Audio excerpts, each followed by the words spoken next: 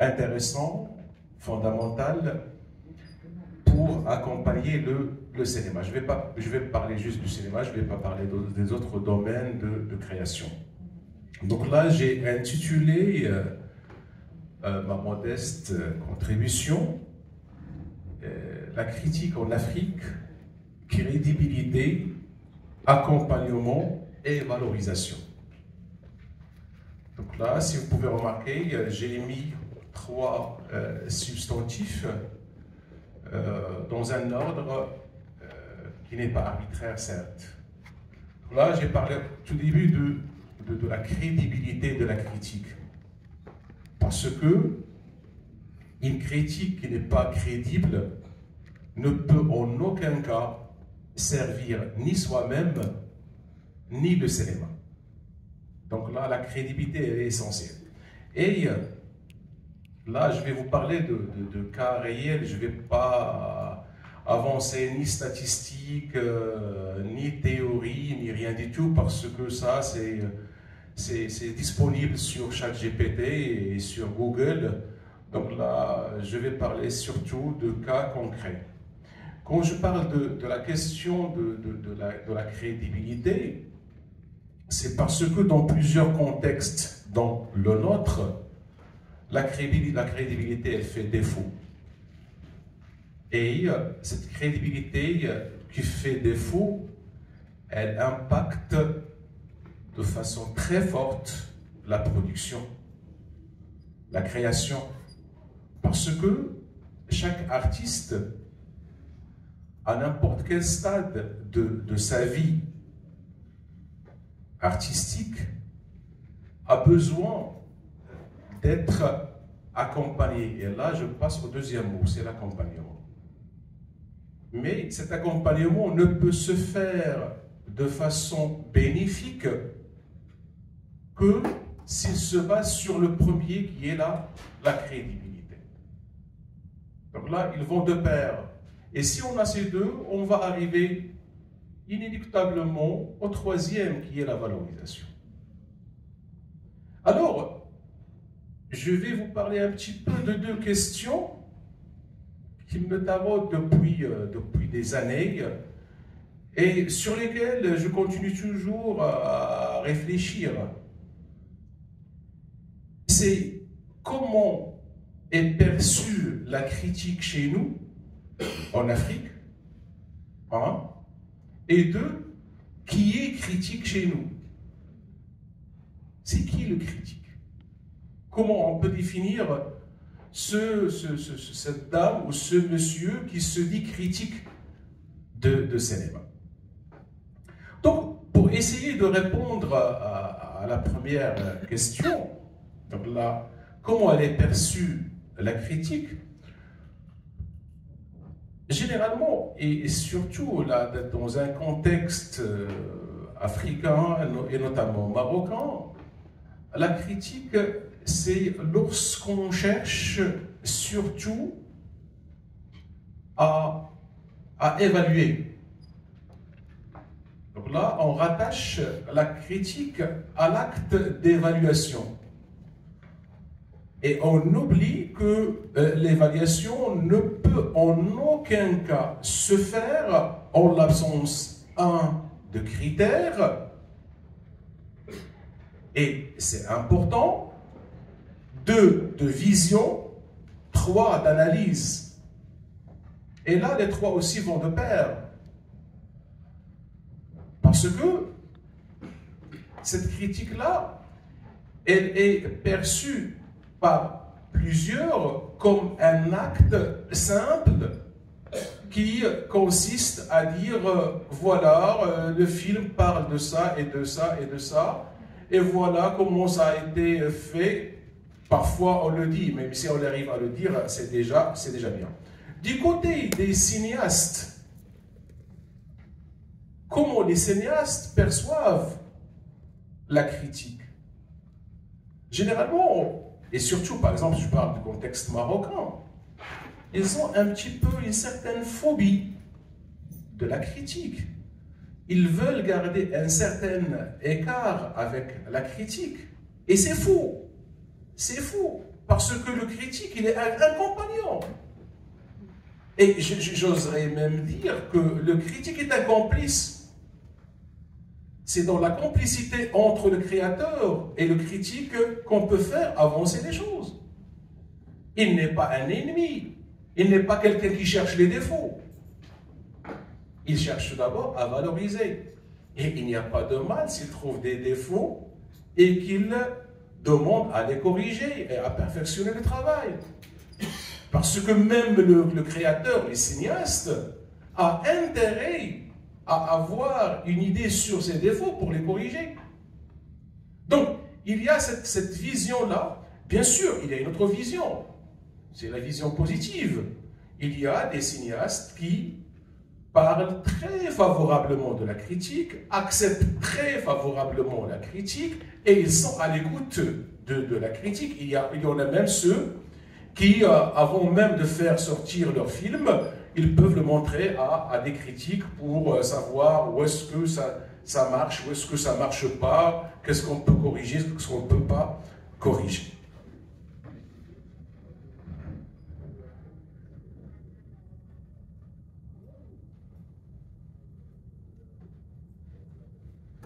Et je passe, là vous voyez que j'ai parlé un petit peu sommairement de la chose, du côté des cinéastes, du côté des critiques, comment la critique elle est perçue par les critiques eux-mêmes. Est-ce que c'est un travail qu'ils font? Sur quelle base ils fondent leur travail, leur analyse? Parce que on ne peut pas être critique sans avoir deux éléments essentiels. Je dis bien deux. Voir beaucoup de films et lire. Un critique doit voir beaucoup de films et doit lire. C'est parce que c'est là, dans la lecture, qu'il va avoir les outils d'analyse. Parce qu'il y a de grands livres qu'on ne peut en aucun cas négliger et dire qu'on est critique. Moi, je parle par exemple de la critique de René Prédal, je parle de la dramaturgie d'Yves Lavandier, je parle... Là, ce sont des livres fondateurs qui nous font voir autrement les films. Et j'enchaîne par la question, qui est critique chez nous? Est-ce que c'est le chroniqueur dans un journal ou dans une radio? Est-ce qu'on peut le considérer comme un critique? Est-ce le journaliste qui fait l'actualité? Est-il un critique? Est-ce la dame ou le monsieur dans une salle de cinéma après un film qui prend la parole et commence à partager, à faire part de ses impressions? Est-ce qu'il est critique? Ou bien est-ce la dame ou le monsieur qui analyse, qui explique autrement le film? Parce que on a chez nous, on a vraiment des critiques qui font ça. Et là, je fais allusion au grand Noureddin Sayen, qui a accompagné le FESPACO depuis ses débuts. Sayen, pour vous donner une idée sur le critique, le vrai, le professionnel, le maître, il vous fait découvrir des éléments dans le film que parfois même son auteur n'a pas pu découvrir lui-même. Il vous trouve des pistes de lecture. Il vous trouve des pistes de beauté dans le film. Parce que, et comme le dit bien Prédal, toute beauté n'est pas belle à révéler. Dans une œuvre d'art, les beautés sont aussi latentes, sont cachées. Et le critique, c'est ce passeur. Moi, je nomme aussi le critique un passeur. C'est ce passeur qui essaie de chercher, par son intelligence, par son savoir-faire, par ses outils, de faire révéler, de faire émerger ses beautés et aider à la réception du film.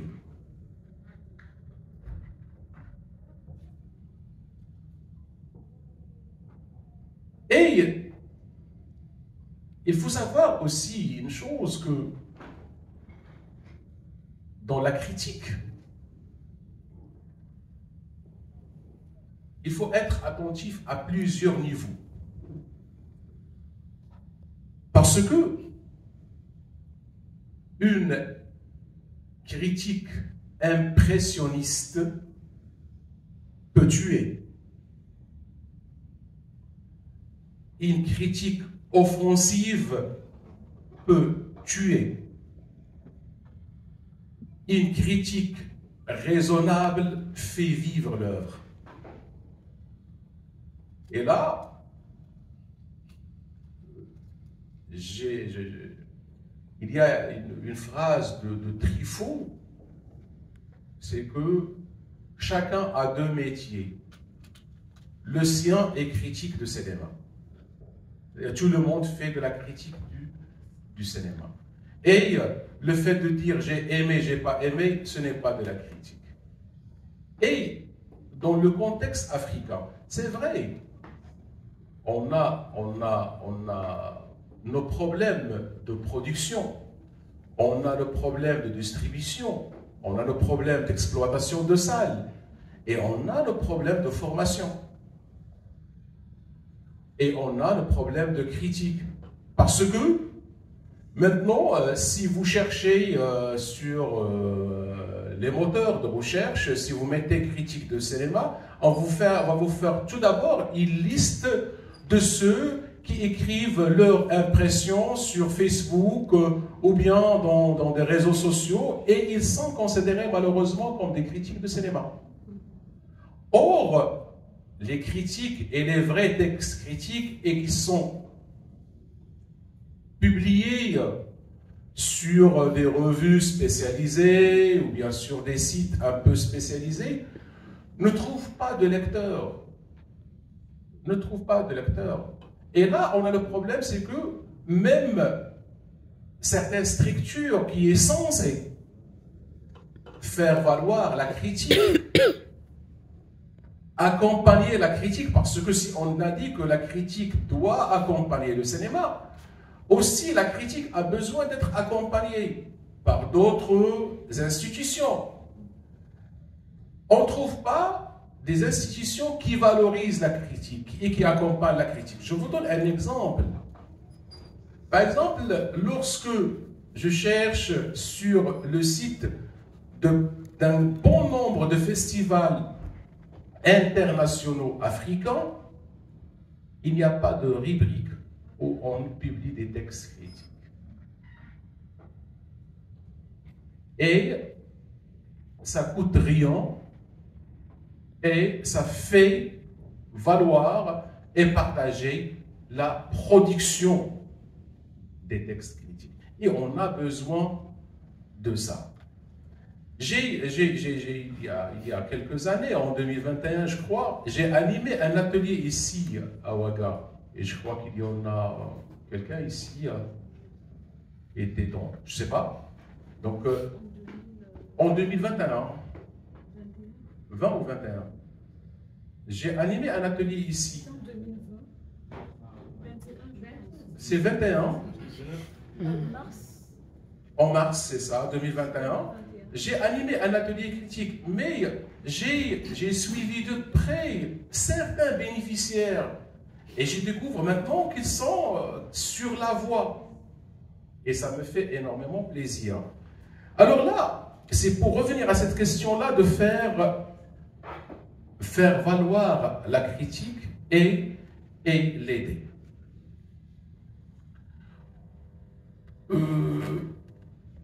J'ai déjà, je crois, j'ai eu combien de temps?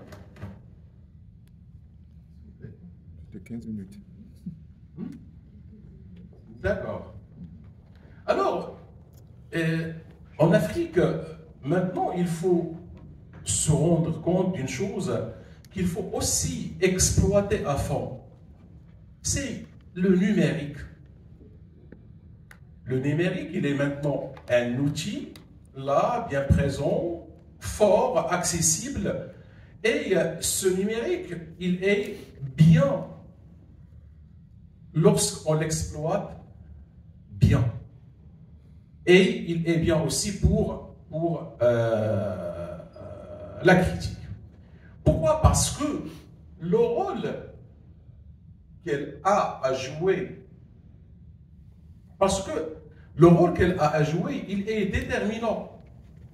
Il est déterminant parce que il est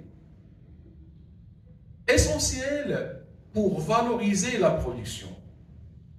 Valoriser la production, et là, valoriser, c'est le troisième substantif que j'ai utilisé. Valoriser, c'est essentiel parce qu'on ne peut pas avancer si on ne valorise pas.